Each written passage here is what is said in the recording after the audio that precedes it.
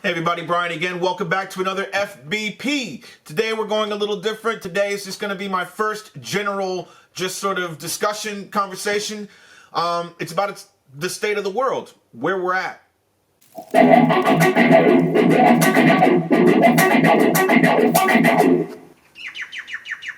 So, where do I begin? I guess I'm going to start off with what is going on in the United States as well as what is going on in Australia, because there are very similar sort of things going on in both countries. I've lived in both for roughly the same amount of time, so I just thought I'd talk about this. Now, number one, earlier this week or late last week, Donald Trump's call to repeal Obamacare, or the Affordable Health Care Act, however which way you want to look at it, basically just didn't get through. It was shut down. I'm not going to go on this diatribe about Donald Trump. I'm not going to do any of that. There are a lot of people out there that have a lot better credentials at this sort of thing than me. These are all just personal opinions. These are all just thoughts. So I'm just looking at this one aspect of what's happened, to me shows a very disturbing trend that's happening globally, and that trend is about the lower and middle classes pretty much getting stomped on by the big end of town. How is that done?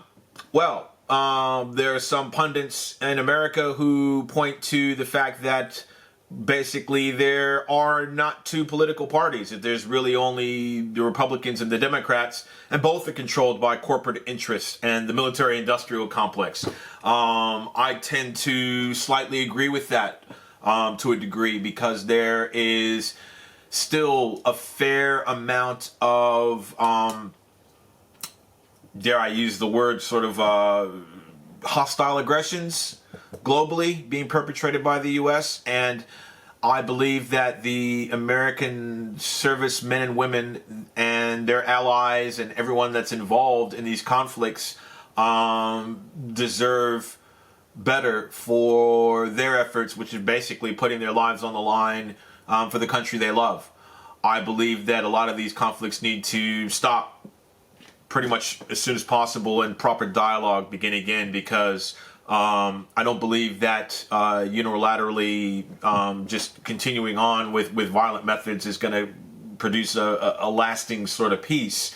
All that it's doing is propping up the military-industrial complex, and Trump has just recently said that he's looking to try to give the military $53 billion more in funding, whereas the cuts for all of this are going to come out of education. It just seems to be that things are sort of skewed. And in looking at that as well, I lived in America for roughly 24 years before I came to live here. I've lived here for about 25 years. So here, roughly, you have the same thing. Not necessarily to the level of America, but there's a very strong shift again for... recently there were the Fair Work Commission, which looked at what are called penalty rates here in Australia. So people that work on weekends tend to get a higher sort of weekly earning, and they were there was a judgment basically handed down saying that Sundays were not going to be no longer paid at a higher rate. So this would allow employers to take on more staff, etc., or the people that are working will get more hours because there'll be less in wages. My problem is here as well. You've got CEOs, and this is a global issue. CEOs or the top-end management in larger corporations or any business, unless you're a privately owned business, but please excuse the rant. They're paid 500 times, 1,000 times, astronomical amounts as opposed to the lower paid workers. And the lower paid workers are the ones who are constantly having to have issues with affordable health care, child care, just rising energy costs here. Because a few years ago, I'm going back maybe decades or so, the government owned electricity, they owned power, they owned water, and these things were privatized back in the 90s, some earlier, some later. My point being is and we were under the guise that this was going to allow for greater competition, and it will allow for consumers to then have a choice. To shop around, see, if you're not getting a good deal with with your electricity here, or you're not getting a great deal with your gas, and you can go and shop around and get a better deal. That doesn't necessarily work when you're shopping around and you're not necessarily going to make any savings when the overall base load cost is still going to be high.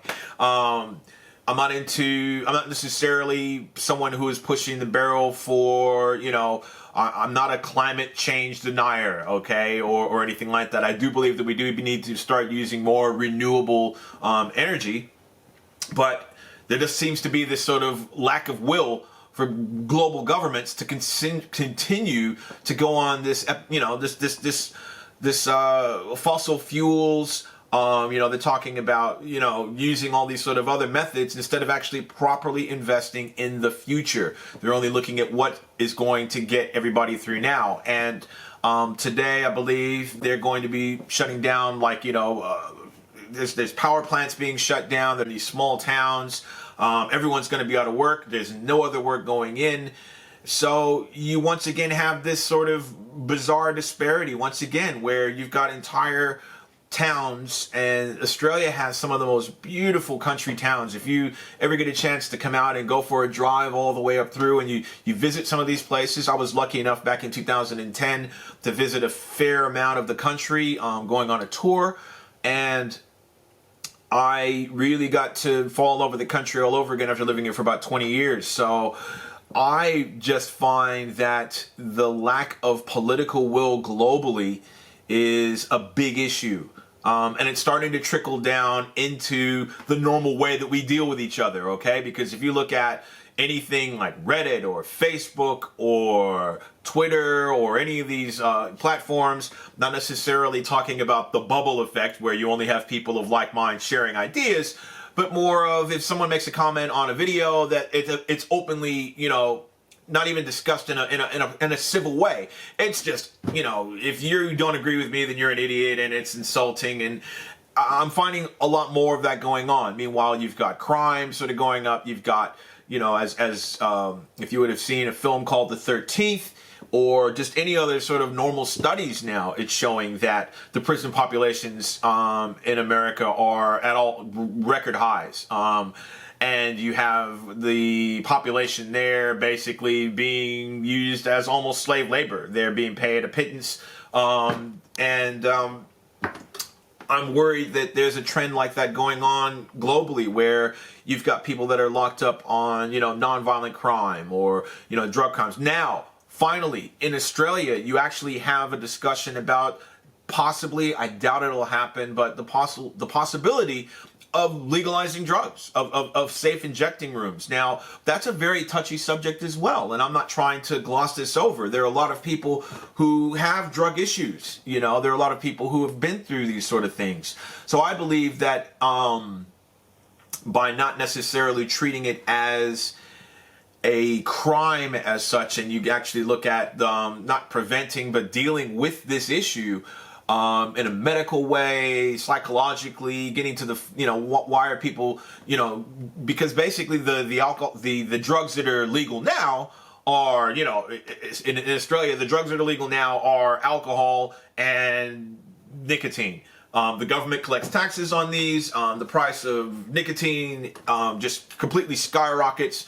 Alcohol's the same to a degree, so you still have massive amounts of trauma. Every weekend there are, places where people just go out and get absolutely smashed. They get drunk, they get out, they get into fights. So the effect just flows on through the community.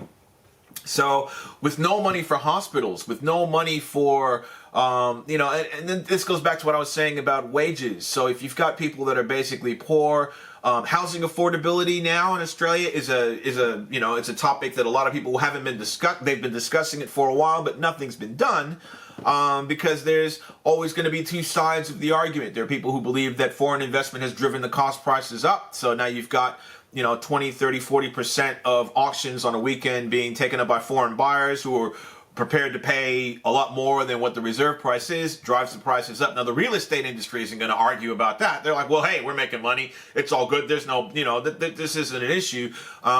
Governments, once again, because they're double dipping, they're getting stamp duty. They're getting, if you transfer, a house or anything. So they're always collecting taxes on whatever you're doing. Even if you try and sell your house or someone dies and you have a death toll, whatever, my point being is that there's this lack of will to actually do something different.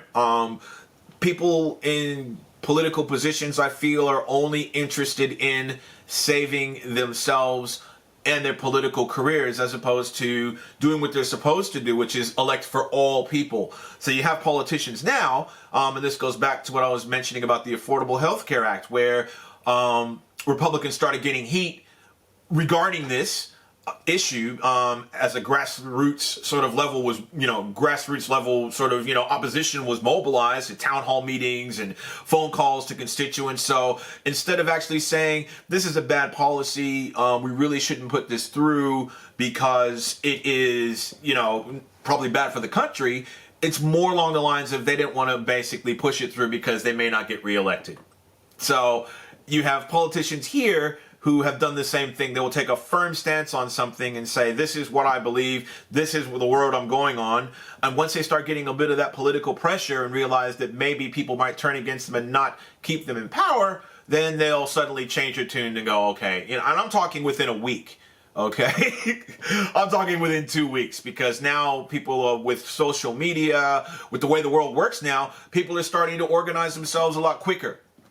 So I apologize for this openly ended rant with absolutely nothing to offer to the major discourse around the world.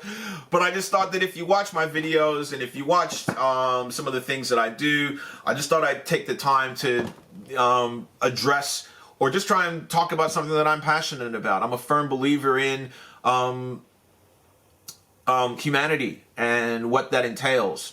I don't believe that I'm racist in any way.